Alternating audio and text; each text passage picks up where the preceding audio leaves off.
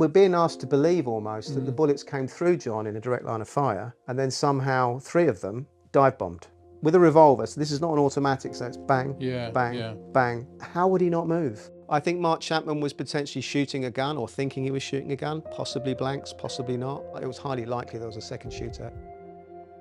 The exact circumstances of John Lennon's death over 40 years ago have been widely debated. Now, this man, TV producer and writer David Whelan, says he is certain the man who was jailed in 1981 for the murder couldn't possibly have done it, and he's got the evidence to back it up. And do you think we'll ever know the truth about who shot John Lennon? No. Thanks for clicking on this video. For more like this from the Daily Mail, make sure you hit subscribe. The cries of the crowd grow with pitched volume, drowning out the whine of the jet engine. And here they are, fresh from their triumphant appearances in the United States. In a world before Instagram and even the internet, where mobile phones didn't really exist commercially until after they'd broken up, and even then made calls and nothing else, the Beatles were a global phenomenon.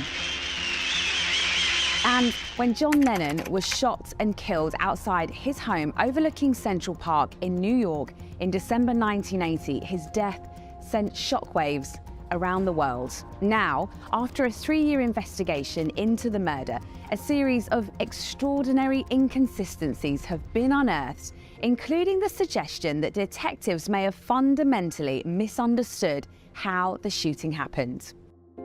David Whelan has unearthed a trove of documents relating to the killing, including, seen here for the very first time, gunman Mark Chapman's hit list. As well as the former Beatle, it also features Marlon Brando, considered one of the most influential actors of the 20th century, and former First Lady Jackie Kennedy Onassis. Whelan has also been able to analyse in great detail the original notebooks from the lead detective in the case, Ron Hoffman. And intriguingly, Whelan's research into the former Beatles' death has raised a series of troubling questions about exactly how the killing was carried out and why. The prosecution's version of events, accepted by the courts, was that disturbed loner Chapman lay in wait for Lennon and shot 5 times, 4 of the bullets hitting his victim in the back. But this now appears to be riddled with contradictions. Mark Chapman has always stated, from the day he was arrested to now, that he shot John 4 times in the back. It's almost certain that John was shot in the front. From where John was and where Mark Chapman was, from all evidence and all witness statements, it's almost impossible for Mark Chapman to shoot John 4 times in the upper left chest area with 3 passing out in a direct line of fire. The post-mortem's never been released because Yoko, for privacy reasons, doesn't want to release it. There's a couple of conflicting things about the post-mortem. At the press conference that Elliot Gross gave, he intimated that John was shot 2 times in the back and 2 times in the left shoulder, which is where I think the John was shot in the back sort of legend was cemented. But if you look at a death certificate that can be found online, which isn't verified by the way, but it looks pretty authentic to me, it says that John was shot in the chest. And that came from Elliot Gross as well. Whelan points to first-hand witness statements by the surgeon and 2 nurses who worked on Lennon, all of whom state unequivocally that he was shot 4 times in his upper chest from the front. It's like a rugby scrum, several nurses and anesthetists that's putting a tube in his throat for us to breathe for him, people cutting off his clothes. I always thought he was shot in the front, shot 4 times with 3 exit wounds in the back. I have to maintain that he was shot in the chest. I can't change what I said I knew to be true. Yet retired NYPD lead detective Ron Hoffman, in another phone interview, claims that is impossible. He was walking towards the vestibule. Chapman stepped between him and Yoko and shot him.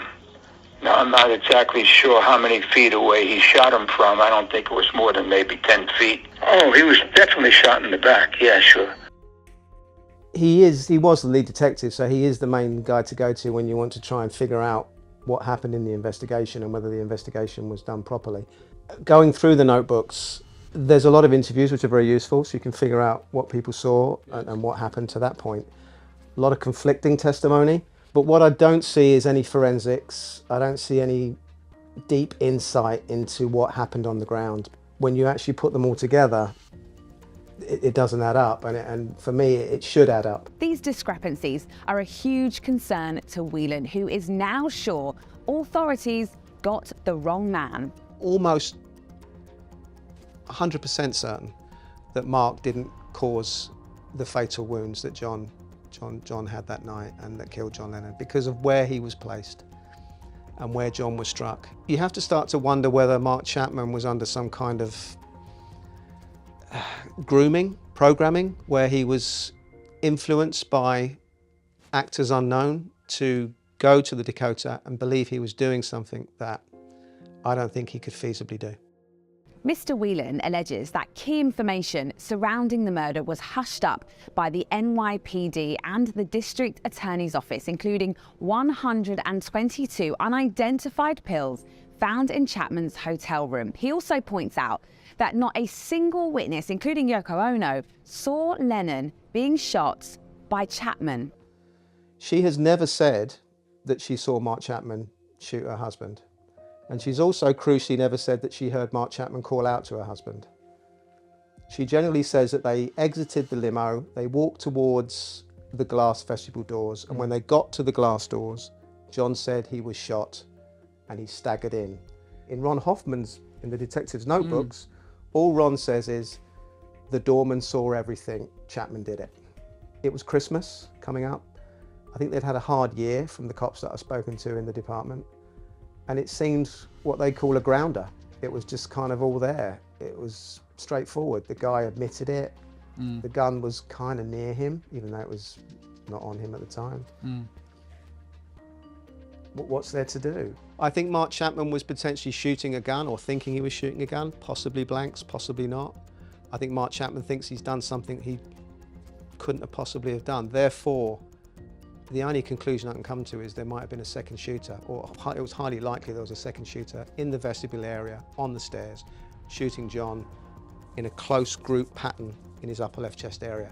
When I spoke to the doctors and nurses at the time who treated John, and they saw his wounds many times, they all agree that whoever shot John was very close to him and standing in front 1 or 2 feet away. And they managed to achieve a very professional grouping above John's left chest area, above his heart. It's almost impossible for Mark Chapman to do that from where he was. And it was dark. He was 20, 25 feet away from John. It's a disturbing, troubling assessment. I'm well aware of that, but I can see no other way John's wounds can be achieved. As crazy as it sounds to me, and I've gone through all the evidence, and I've been studying this case now for 3 years, and I've pretty much spoken to everybody connected to it by Yoko Ono. It's the only thing that makes sense to me. It's the only feasible theory, and I'm aware of how seismic that statement is. For more true crime content like this, hit like and subscribe.